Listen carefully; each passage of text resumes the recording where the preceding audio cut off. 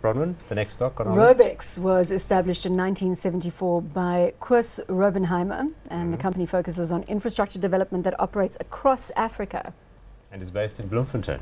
Wow, I think that's the They only have company. many companies based in Bloemfontein. Raubex, called Raubex because Mr. Raubenheimer, he is in fact in retirement mode, I think. The family still has, I think, about a 40% stake in the business. One of his sons is an executive director, but really it's done very well. In amidst a lot of wipeouts in this industry, they have in fact soldiered on quite well and maintained good margins. Market cap, 4.6 billion rand, PE ratio of 10.9, dividend yield here of just over 3%. As we've done with all the other stocks, let's look at an opening share price graph. And again, it says everything that we need to say. And again, I think it was in February when we said we will tentatively go hot, and I think it's a 58% return from there. So I mean, we've done okay on our calls. Pity we didn't take that hot and put it into. Yeah, but even Paul, I went and looked at, I reviewed the game footage, and even Paul went hot on those companies, so he can still claim it. Paul, you can claim it, but we didn't invest in it. We didn't buy any, though, it must be said, No. so we weren't hot enough. 58% return, we could do with that in the portfolio right now. Absolutely, but it is looking a little bit too hot. So you've missed the boat. I don't know. I mean, again, it is a fantastic business. It is more expensive compared to the other construction plays, but again, good cash generation, good ROEs from the business. Also a low gearing, which is nice.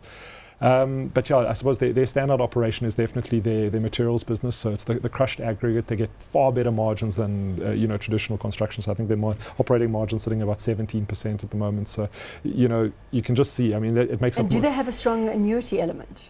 Again, it's always going to be a problem with all construction companies. But again, I mean, that's why we look at the forward order book. And I mean, their order book is still looking pretty healthy. I mean, they've got 8.7 billion on the order book, and interestingly, about a quarter of that is going to be from Africa. So one of their strategies is to push into Africa and go and build some infrastructure. And look, demand supply when it comes to Africa and infrastructure, you're not going to go wrong if you are first to market. Unless, yeah, you're not going to go wrong with the demand, definitely. Some of the roads unless you don't get paid. It's the implementation, it's the payment, it's things like when you're operating in Zambia and you have to link yourself to sort of hyperinflation and things. So some of those road projects, though, in countries are aid funded, so that can be a benefit. But on the materials handling thing, they bought a business called Tosis, which was the part owned by Sasol and Total. It was the company which manufactures bitumen or tar for the roads. And I don't know if you remember 3 or 4 years ago, there were roads that weren't being completed in the Gauteng Freeway Improvement Project because there was a shortage of tar, and that was because that one plant, which is like a key plant in the whole country, was down. It basically uses crude oil tars from Natref in Sasolburg. So that kind of business, to add to their existing road franchise, has been pretty successful. Well, good looking share price graph. As you say, Gary, it's expensive now. So are you going to call it hot or not? Yeah, expensive for construction.